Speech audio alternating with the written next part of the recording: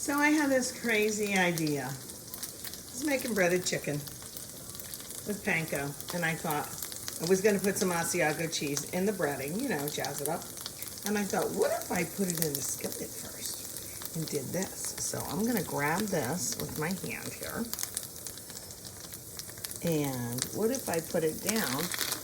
Would it adhere on to the outside of the chicken? Because who doesn't like those little pieces of cheese that fries up, like accidentally spills over from, say, your grilled cheese sandwich or whatever. And now I'm gonna try one like this, as if I'm making something similar to Romano, but not Romano. Oop, I better turn up the heat. Turn up the heat, girl. There we go. So I'm gonna give this a go and see what happens. I'm also making cauliflower mash. You know, sometimes you just get a hankering for something. And I had a hankering for some mash. So this is the piece. It didn't have any of the panko on it. And these are the pieces. See how it's 3/4 of the way cooked? That's when you know it's, you know, the white comes up around the edges. When you know it's time to flip it. You don't have to keep checking it. Okay. Whoa. Well, that looks brown. And I'm telling you, it smells fantastic. There we go. So, we might have something new on our hands, folks. These little weird pieces make nice chicken sandwiches the next day. Or a couple days from then. Look at that, huh? Okay, I'm telling you, it smells fantastic. This one's a little bit thick. I have to be careful on that one. So this one's a little different, but I just wanted to experiment. And I have my food processor out. We're going to make some cauliflower mash. I cooked it off till it was fork tender. I drained it in the sink right now. I'll bring it back over and just mash it up. I might put a tad of salt in. I think I will. And I'll put a little bit of butter, but you don't have to put any liquid at all. Okay, we're gonna make the cauliflower mash now. And I meant to tell you that the chicken is now turned on low. When you flip it over, I have it a little lower than it was initially to get that sear or crust or, you know, browning going. So let's do that. Let's turn the camera down and we'll get our mash going. The hot cauliflower goes right in your food processor. I always keep my butter soft. I'm going to put a glob of that in. Will I put a pinch of salt in?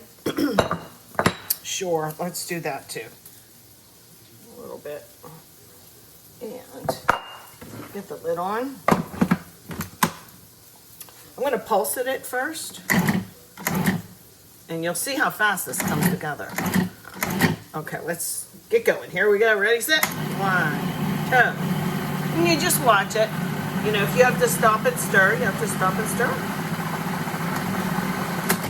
Okay, I'm going to take a look. Look how fast that was.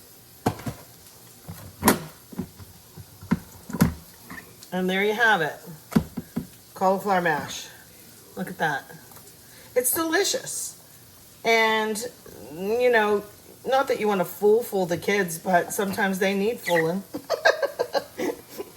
And you can just say, eat your potatoes, you know. And there's that.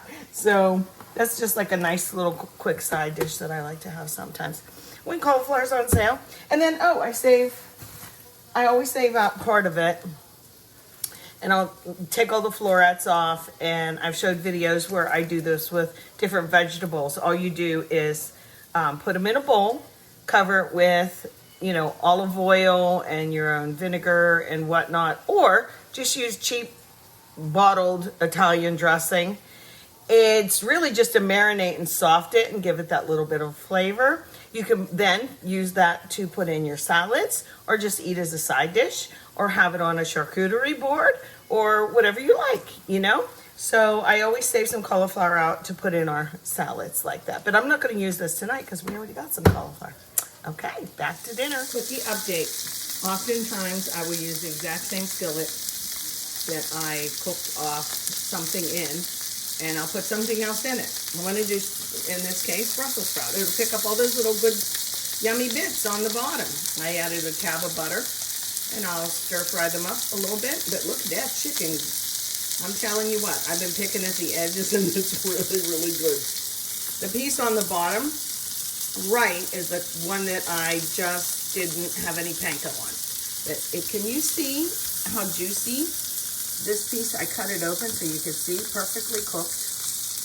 And there's that little odd end. But anyway, this chicken's gonna be phantasmo. I think I got onto something here. Yum, yum.